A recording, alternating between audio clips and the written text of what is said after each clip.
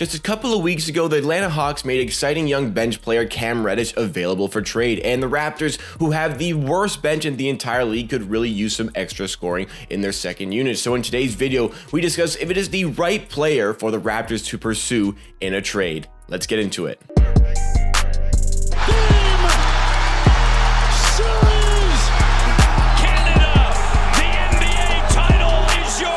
What's going on, everybody? This is Amateur Hour Sports, the channel where you get NBA content with a focus on the Toronto Raptors at least 4 times a week. So if it is your first time here with me today and you like what you see, you want more videos just like this coming on in your life, then make sure you are subscribed to the channel. Hit that big red button down below and help us on our road to 8,000 subscribers, and I promise you will not regret it. But today's video is centralized around Cam Reddish, as the Hawks again have made this player available for trade. And in the last week or so, he has really had to step up into a bigger role with the team as a result of so many players entering health and safety protocols, and no game was bigger than the one last night. It was likely a career night for Cam Reddish, who put up 33 points and 8 3-pointers in the game. He was fantastic in the game. And again, after he's been made available for trade, he really has had to take on this bigger role, which makes some people question whether the Atlanta Hawks still want to trade him because, well, he's playing so well right now. And I think that makes the Hawks want to trade him even more, because when the team is fully healthy, obviously they feel like there could be some other players stepping into the role that he is fulfilling for the team, as he has shown a lot of inconsistency since entering the league. And maybe they feel like off the back of these great performances, they could get a bigger trade, a better trade as a result for the player who they have interest in trading, probably for the biggest reason being they don't want to have to pay him at the end of this season, because again, he has been so inconsistent since entering the league, and he showed that inconsistency as well in college. He was part of that big three in Duke who went on that potential 2019 championship run that fell short, that really fell short. A team with Zion Williamson, RJ Barrett, and Cam Reddish. Zion and RJ were undoubtedly the best 2 prospects going into that year, and Cam Reddish was tipped as many to be the 3rd best high school prospect, and all 3 of them committed to Duke. It seemed like the championship was already locked up, but they fall short. And I think a big reason, this was probably the college season of basketball that I was invested in the most. Cam Reddish really didn't quite live up to the billing and showed such a degree of inconsistency. His 3-point percentages were good. They were around 39%, but his field goal percentages were around 35% in college. But despite this, the upside and the potential that this player clearly had with his athleticism and his defense made the Hawks draft him 10th overall, and he's been okay. He's treaded water in the NBA. He's averaged over 10 points per game in all 3 of his NBA seasons, but in this, his 3rd NBA season, it is the first time that he's actually averaging above 40% shooting from the field. And I really thought that last year in the playoffs might have been his breakout, where he was really finding his feet in the NBA, but he still is showing that degree of inconsistency here. This season, he's averaging about 42% shooting from the field, 39% shooting from 3, and about 13 points per game, just under. So there's some talent there. There's some upside there for a player, again, who was in the lottery, who went 10th overall, still only 22 years old. And the problem is, with this inconsistency, the Atlanta Hawks don't really want to commit to this player. He's eligible for his extension at the end of the season. He's probably going to be looking for it. And the Hawks maybe are assessing their timeline and think that, well, we'd rather go with a rookie contract who can help us go and win a championship, because they were 2 games away from going to the NBA Finals last season. They maybe feel like they can get back there, so they're just feeling they can move him on. And the Raptors, looking at their team right now, their bench is absolutely abysmal. They have no idea how to score the ball consistently. Cam Reddish, though his shooting is inconsistent, does consistently put up a decent amount of points, and with some fine-tuning and maybe some Nick Nurse school of shooting, can we really turn this into a real baller? But if we want to assess a potential Raptors trade, there are 4 questions we must answer about Cam Reddish. What is he worth in a trade? What does he bring to this team? What is his contract extension value? And does he fit the Raptors' timeline? So, what is he worth in a trade? Well, the Atlanta Hawks have expressed that they are looking for a 1st-round pick in return for Cam Reddish.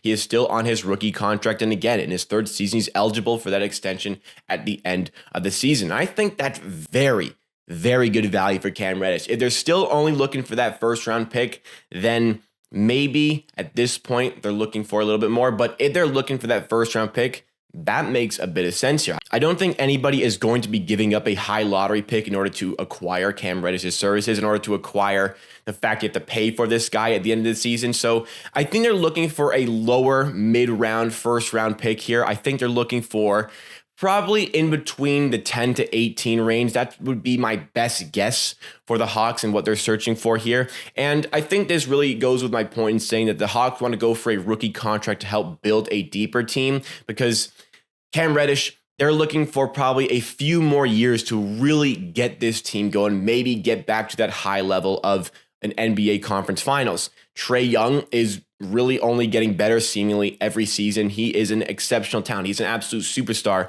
in the NBA. So maybe the timeline doesn't fit there. So the Raptors, if they could give up a mid pick like that, I don't think it should be giving up this season's pick, but maybe next season's pick. If you can make that pick top 8 protected, top 10 protected, I don't think lottery protected would go, but top 10, top 8 protected, I think makes a bit of sense for the Raptors. I think that's fair value for a player with the talent of Cam Reddish and the upside of Cam Reddish, and with the Raptors development team, we could make a real baller out of this man. Second question is, what does he bring to the team? Cam Reddish is a real 3-and-D guy, or an athletic 3-and-D guy off the bench. You maybe watch this video thinking, well, do we need another one of those? And in my opinion, no, we don't necessarily need another one of those, but this player would come in and be probably the best 3-and-D guy we have off of our bench, because there is some degree of consistency in terms of his ability to put up points. His shooting, not the most consistent thing. Can we fine tune that? I believe that we can fine tune that. And with some work, we can make this player even better. But there is talent in the 3-point shooting. His interior scoring does need a lot of work, but the 3-point scoring is there and the defense is there. Was the right fine tuning? I think this player has the potential to be one of the better 3-and-D guys in the league. You're looking at, the true 3-and-D guys. I mean, I like to call them 3-and-D pluses, because it's not just shooting threes and playing defense. They do other things. Guys like Mikal Bridges, guys like DeAndre Hunter, and for a period of time, OG Anunoby. I think he's really stepping up beyond that. I think Mikal Bridges and DeAndre Hunter are on their way to doing that. But I think Cam Reddish can get himself in a category with these players with enough work put in. Can he rise to that level of Mikal Bridges? I think he's capable of getting there someday. And after some inconsistent first couple of seasons to his NBA career, we could be discussing a decent contract value here. Again, in his NBA career, he's averaging, just above 10 points per game at about 11 or 12. The shooting is very inconsistent, but do they want to bank on his upside? Does Cam Reddish's camp think that betting on his upside is going to be worth it for his contract extension? If I'm Cam Reddish, I probably bet on myself for next season, really try to work up a better contract, really try to show some consistency here, especially if a trade does happen with the player here. Maybe he's getting more accustomed to his new location. All of these factors will play a role in the decision-making, but I feel like betting on himself is going to be the right call for Cam here. However, if he doesn't want to do that, if he just wants to lock in his money because, injuries happen, inconsistency with play happens, I think right now, judging by players, let's look at Gary Trent Jr.'s contract. He got signed for $18 million a year last season for a couple of seasons. I feel like that's, about as high as I would have gone for that contract. And I don't think Cam Reddish is at that level. So I think we're looking under $15 million a year. I think a good level for Cam Reddish is probably 3 years with a team option at about $13 or $14 million a year. He might ask for a little bit more. I can see him creeping up to 15 or 16 million, but I think that's a good range. And I think that is decent value for this player, especially, again, like I said, there is some potential I really do see in this player. And there's potential clearly that Duke saw and scouts saw when he was in high school. Just really needs to start to find it. It's still there. It is still within this player. So as a result of that contract value, does he fit the Raptors timeline? This is a very difficult question to answer, because you look at our team for that championship run. The team that went on to win the championship for the Raptors, it profited from having so many rookie contracts. Rookie contracts, make no mistake, win championships, because you can have players who contribute like Pascal Siakam, like Fred VanVleet, like Norman Powell on the team, making like $2 million, $3 million, $4 million in that little range, like very low amounts of money. And you can still pay those big amounts to other players like Kawhi, like to Lowry, like Gasol, like Ibaka. That's how you have so many talented players on your team. You use those draft picks. The Raptors are not looking to win a championship this season or next season, maybe even the year after that. So why do we want to commit all this money to a player who's going to be making that money when we're not really competing for a title. And I think Cam Reddish, if you can lock him up at $13-14 million or maybe just a tick more, that kind of fits the timeline because he's not going to be making it next season, but it kicks in this season after that. So you can get him on a decent deal, especially if you're looking at maybe Gary Trent Jr. leaving, because in a couple of seasons, he's got that player option worth $18 million that, based on the way he's playing, he's not going to exercise. I personally feel like that kind of fits the timeline for this team, especially for the money, and it would help us out immediately. It would help us out immensely with our bench right now. A very young player definitely goes with the rest of this roster. He's got that defensive mentality and the athleticism. I think this trade does make sense for the Toronto Raptors.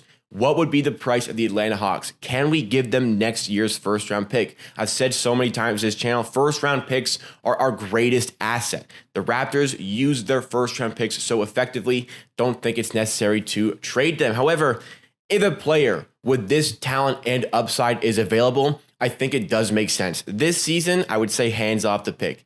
Next season, if you can get them to do a top 8 protected pick, I think that makes a lot of sense for the Raptors. The Hawks, I don't know why they're asking price so low. I think they should be looking for some immediate help with the team, but maybe they are concerned with that timeline. Again, rookie contracts win championships.